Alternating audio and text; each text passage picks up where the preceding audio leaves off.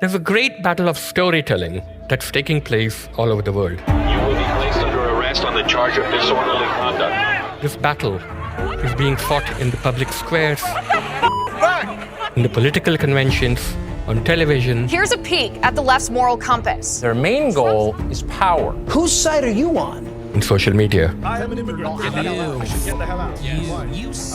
Trump has dispatched the National Guard to DC, and who knows, any minute now, it could barge in and haul us all away. Masked ICE agents have smashed car windows and abducted people. Don't grab her like that! Foreign students have been detained for months. Is this a kidnapping? For writing op-eds or protesting. Can I see some faces here? How do I know this is the police? The Alien Enemies Act is being used to send many innocents to Salvadoran gulag. Other immigrants are simply being vanished in the detention system. Family separation is back in vogue. I don't have any choice. A populist, like Trump, is above all a gifted storyteller who can tell a false story well. Populists have stolen the narrative on freedom, patriotism, confidence in the future. How do liberals get that back?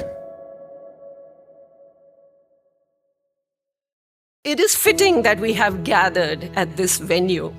If we are discussing the abuse of political power, what better place than the scene of the biggest political crime? This venue is a reminder of how far we are from the halcyon days when a single scandal could bring down a corrupt regime. This crisis is an opportunity for all of us to carefully examine why do we do what we do. And I think one of the things that we need to do collectively is to look in the mirror. Remember why you started. The only way a populist can be fought is by telling a true story better. Those stories about doing the right thing and inspiring stories of people who did the right thing, even at great personal cost to themselves, find those. Respond forcefully. The only thing that can possibly work is a visionary, loud, appealing alternative. A liberal democracy aspires to impartial justice, holds corrupt rulers accountable, keeps civil society out of the clutches of the state.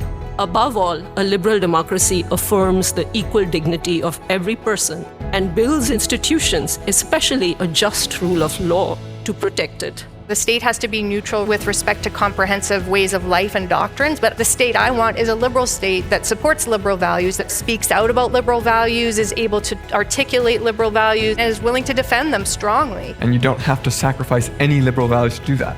I think gatherings like this and many similar fora that bring together freedom fighters and democracy activists and people who care about these issues from different parts of the world are very important. Those gathered here believe in liberal democracy not as an abstraction, but as an architecture that recognizes the inherent dignity of every person. The autocrats are very good at cooperating with each other. Why don't we, those who believe in democracy and political freedom, do something similar? Why don't we start working together across borders? Although moral clarity will help our effort, insisting on moral purity would be self-defeating. We need to fashion a broad counter-movement, uniting around core liberal values: tolerance, pluralism, equal protection, and accountable rulers. These problems don't stop at national borders. Illiberalism and populism and rising autocracy and all the challenges and problems that democracies have been facing in recent years and decades, that's not a problem of a particular country. It's across the democratic world. So why don't we join forces and start working together? So let's join hands together and defeat the bullies and the tyrants and defend a reinvigorated liberalism for the 21st century.